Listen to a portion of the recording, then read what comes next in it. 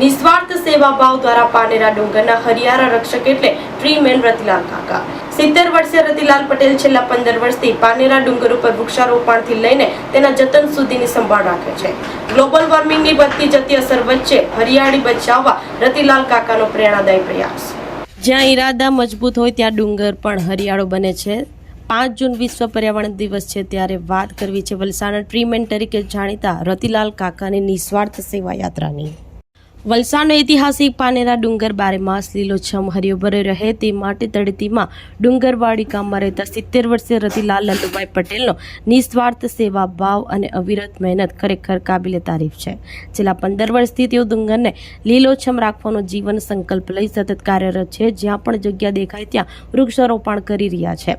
વૃક્ષારોપણ ઘણા બધા કરતા હોય છે, પરંતુ ત્યારબાદ તે વૃક્ષોનું શું થાય છે તે પાછળ ફરીને જોતા નથી। રતિલાલ કાકાને લોકો ટ્રીમેન તરીકે હોલામણા નામથી એટલે જ બોલાવે છે કે તેઓ વૃક્ષો તો રોપે છે પણ ત્યારબાદ તેના ઉછેર માટે પણ સખત જહેમત પણ ઉઠાવે છે। દિવસ હોય કે રાત, તડકો હોય કે ઠંડી, તેની પરવા કર્યા વિના પાણીની બોટલ ઉચકીને સવાર સાંજ 2 વાર પાનેરા ડુંગર ચડી નિરંતર વૃક્ષોને પાણી આપી રહ્યા છે।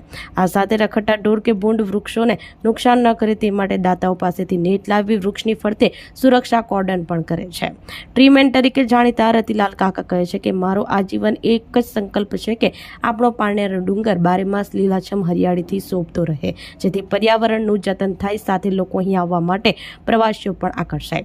વિશ્વ પર્યાવરણ દિવસ નિમિત્તે મારે એટલું જ કહેવું છે કે અત્યારે વૃક્ષોનું પ્રમાણ દિન પ્રતિદિન ઘટી રહ્યું છે, જેના કારણે તાપમાનનો પારો ઉપર જઈ રહ્યો છે। લોકો ગરમીથી ત્રાસી રહ્યા છે। આવા સમયે આપણે અને આપણી આવનારી પેઢીને બચાવવું હોય તો વૃક્ષારોપણ એકમાત્ર વિકલ્પ છે। અત્રે ઉલ્લેખનીય છે કે આજે ગ્લોબલ વોર્મિંગની અસર વધી રહી છે, ત્યારે રતિલાલ કાકા જેવા પર્યાવરણ સૈનિકો આપણને યાદ અપાવે છે કે સાચી ઉજવણી કુદરતને બચાવવામાં છે।